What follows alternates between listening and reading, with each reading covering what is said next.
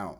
So as y'all can see, we had lost about $300 on the account overall. So it says right now games is negative 0.60%. Absolute gains, we down about 4% right now. And it's saying that the max drawdown had reached 9.36%, but that's actually because we had lost about because our equity protection was set at 10%, so we had lost about 9% on the account.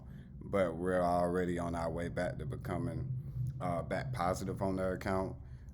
Make sure that y'all join this Telegram as well, so that way y'all can stay up to date about what's going on. Because even on my prop firm accounts that I'm running as well, you can see we had hit equity protection on those as well. So everybody that lost about 4 to 5% on their accounts, but no account blue and no account violated, which is the most important part whenever it comes to trading, because everyone knows every single day is never going to be successful. So what I'm about to do now is I'm about to share my screen so I can show like some of the live trades that I'm in right now.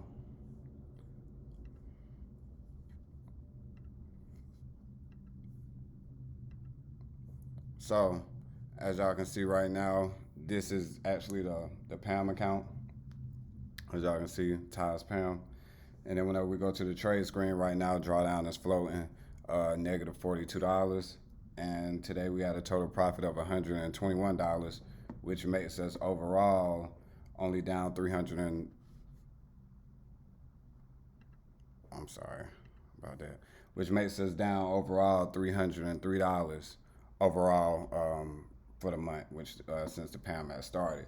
So if you do take that into consideration, I have equity protection on these accounts. Whenever I mean we will not blow this account, we will not blow this account. And as you can see today, I mean even today we made $121.